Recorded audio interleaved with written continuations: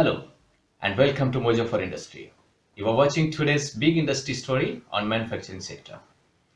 The Indian manufacturing sector contributes 16 to 17% to country's GDP and gives employment to around 12% of the country's workforce. The sector has the potential to reach 1 trillion US dollar by 2025.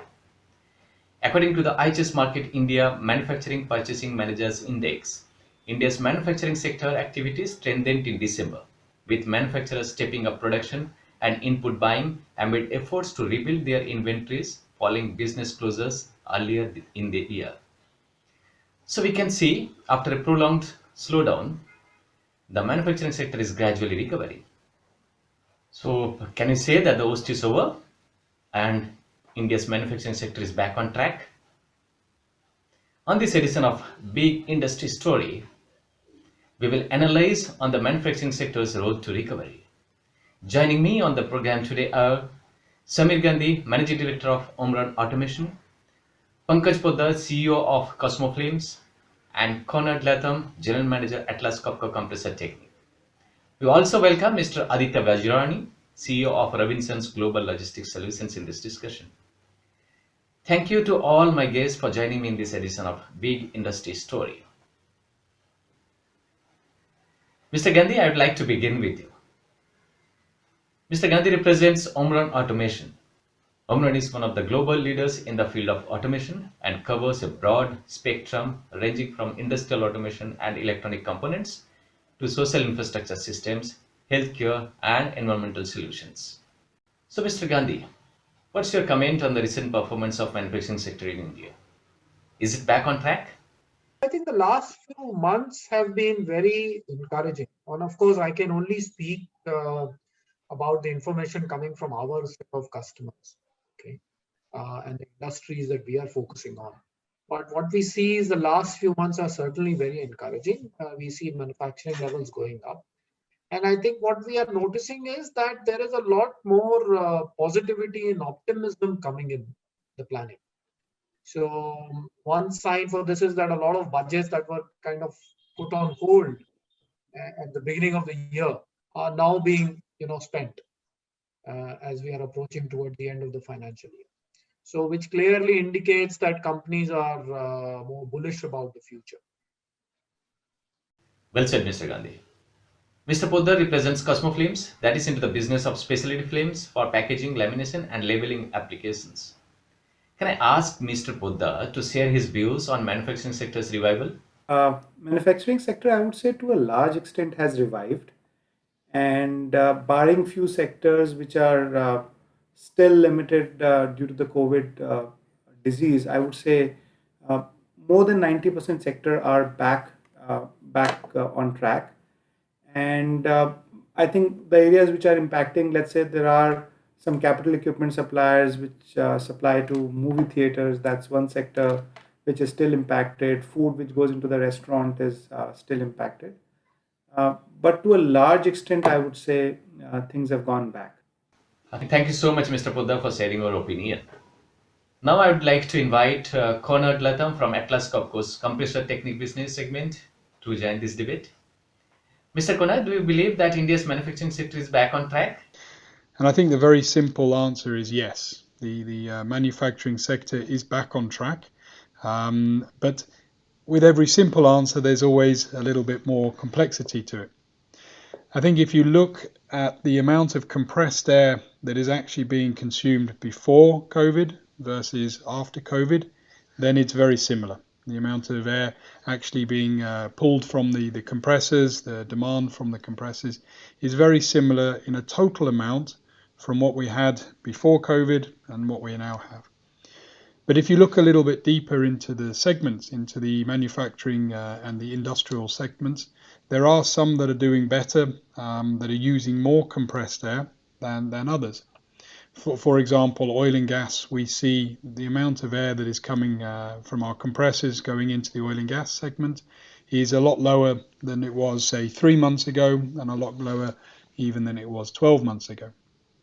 But there are other industries, manufacturing sectors specifically, like the infrastructure, anything associated towards the infrastructure, like cement or metals or glass, even furniture, which are actually demanding more compressed air compared to 3 months ago, compared even to 12 months ago.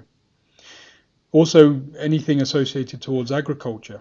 I think everybody's seen an increase in sort of packaged foods and everything associated to it. So whether it's fertilizer or tractor manufacturing or things associated with agriculture are also increasing. I think the other question or the other part of the question which is important is how was pre-COVID versus previous? So we're maybe to the same level as where we were a year ago, but in our analysis it's clear that what happened a year ago was actually less compressed air than maybe 6 months or even a year before that. So simple answer is yes. More complex answer is it breaks down into the segments and the sectors. And on top of that, was pre-COVID actually to the same level as where we were maybe a year or so before? Very well analyzed, Mr. Kannad. This is apt from the perspective of compressors industry. Logistics and warehousing is an integral part of manufacturing ecosystem. Robinson's Global Logistics Solutions offers customized warehousing and innovative distribution solutions to clients across sectors like manufacturing, retail, infrastructure, and SMEs. Today we have Mr. Vajrani to talk about the revival story of India's manufacturing sector. I think manufacturing got back on track early June. There have been some hiccups over the past couple of months with people being afraid to get back to work.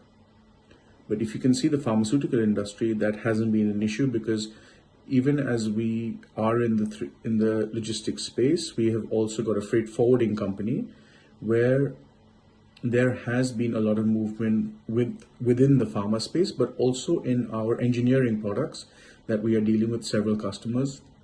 Automotive has been hit, but if you actually look at the numbers for December, there has been an increase over the previous year.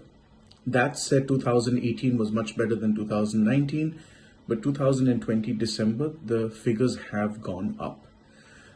Besides that, the biggest impact that is coming in is many Indian manufacturers were sourcing components and certain parts from China. And as they have seen their dependence go up with imported products, they've had to second source and start manufacturing that themselves in India. Very well said, Mr. Vajrani. So it's clearly understood that the manufacturing sector is gradually bouncing back. But Mr. Gandhi, how long it will take to reach its previous peak? And which other sectors will drive the growth? Well, that's a difficult question, and I think it varies from sector to sector. But for example, FNC, since that's a very basic commodity, so packaged food, I think that sector is already beyond FY19 already. Okay, so right from day one they were already up. But automotive, I think that is probably going to take a little bit longer. But if you see the production levels for automotive, for most of the large players at least, have been very significantly improving month on month, especially for both passenger vehicles and two-wheelers, especially for entry level.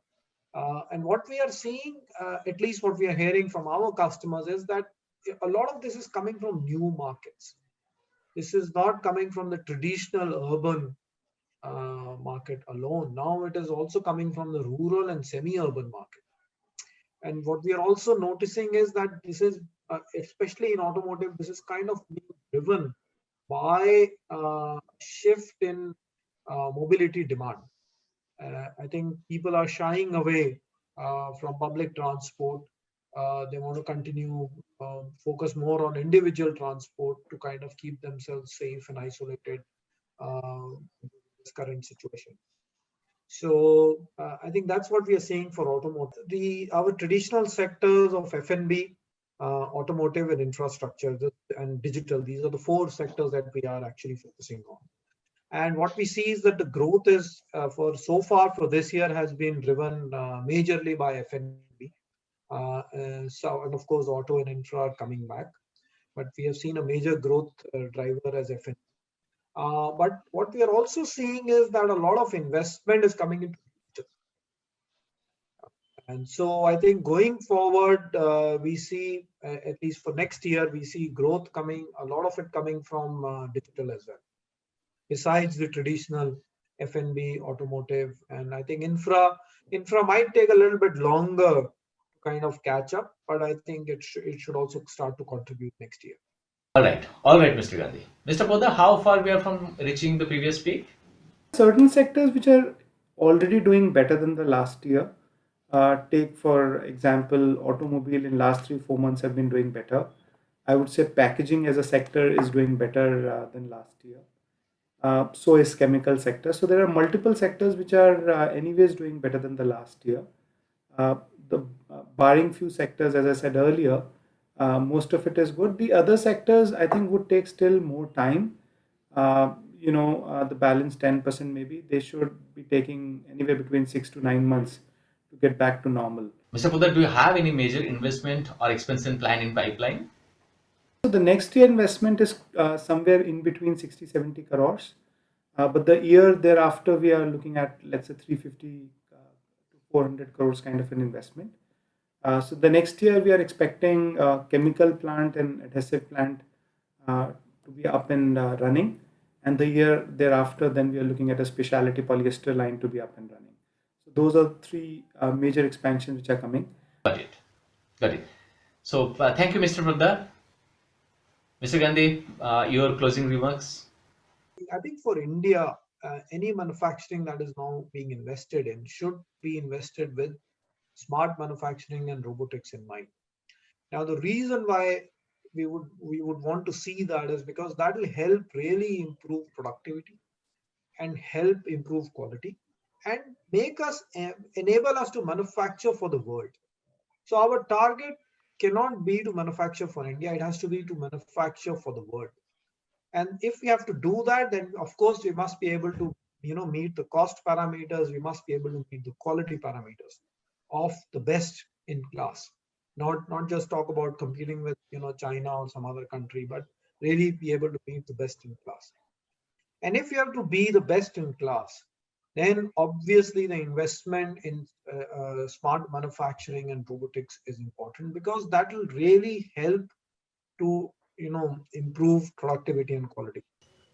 All right. On that note, we wrap on this edition of Big Industry Story on Is India's Manufacturing Sector Back on Track? Thank you to all my guests for joining me in this show and putting things in perspective. Thanks, viewers. Don't forget to subscribe our YouTube channel and press the bell icon for many such shows. Goodbye.